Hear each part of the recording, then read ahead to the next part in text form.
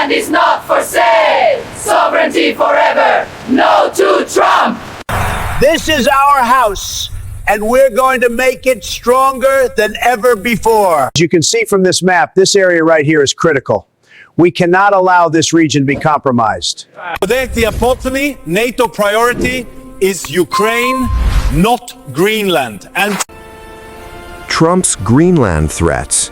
European leaders unite to reject pressure, defend sovereignty. Washington, Copenhagen, Brussels, Davos. Special report.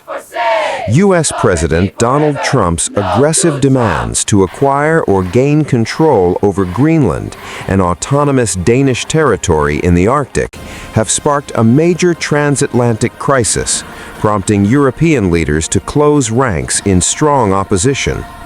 What began as renewed calls for U.S. ownership of the vast, strategically vital island has escalated into threats of tariffs, economic sanctions, and even vague references to military options, drawing sharp rebukes from allies and accusations of outdated colonial behavior. The controversy reignited in early January 2026 when Trump, citing national security concerns over Russian and Chinese influence in the Arctic, insisted that the United States must secure complete and total control of Greenland, whether they like it or not.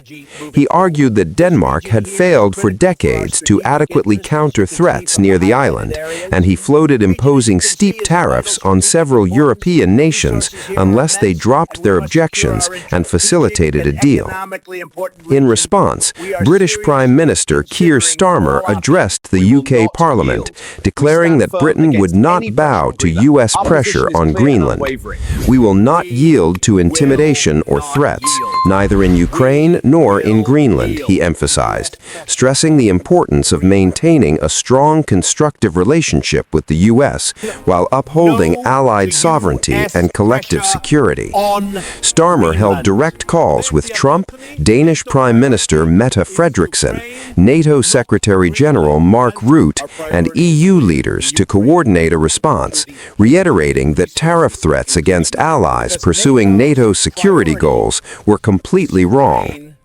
French President Emmanuel Macron was even more direct, condemning the approach as deliberate attempts to weaken and subordinate Europe. "The United States seems intent on making Europe weaker and more dependent," he stated, adding that colonial-style behavior is no longer acceptable in the 21st century. Macron posted on social media that no intimidation nor threat will influence us, vowing a united and coordinated European response to any confirmed tariffs, and highlighting the need to uphold European sovereignty and the rule of law over brutality. The U.S. side fired back sharply.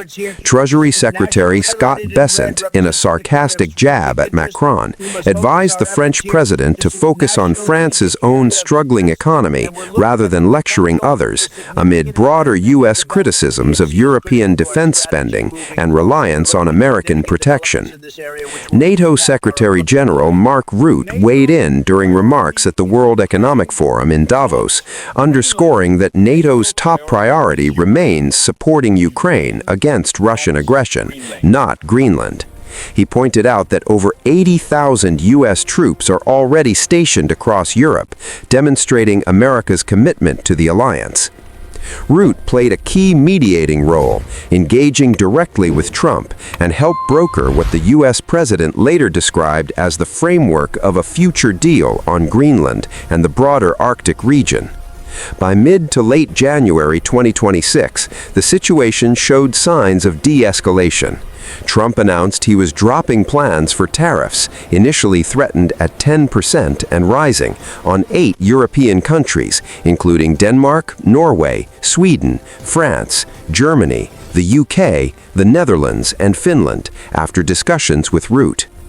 He claimed the emerging framework would provide the U.S. with total access to Greenland, potentially including expanded military basing, no time limits, and measures to block Russian or Chinese economic or military footholds, while ruling out force as an option.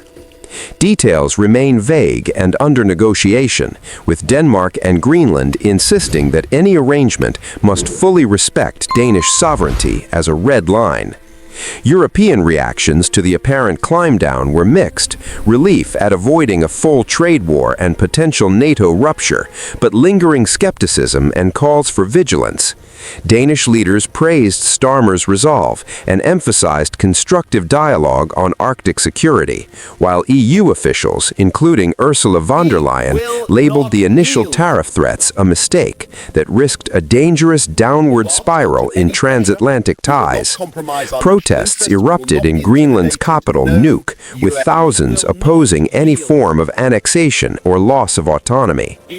This episode has tested NATO unity at a critical time, with broader implications for burden sharing, Arctic defense, and the future of U.S.-Europe relations under Trump's second term.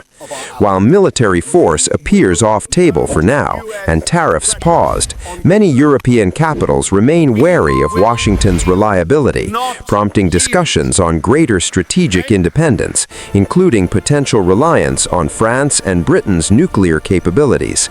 The crisis highlights deep tensions over Arctic resources, climate-driven strategic shifts, and the balance of power within the Western alliance.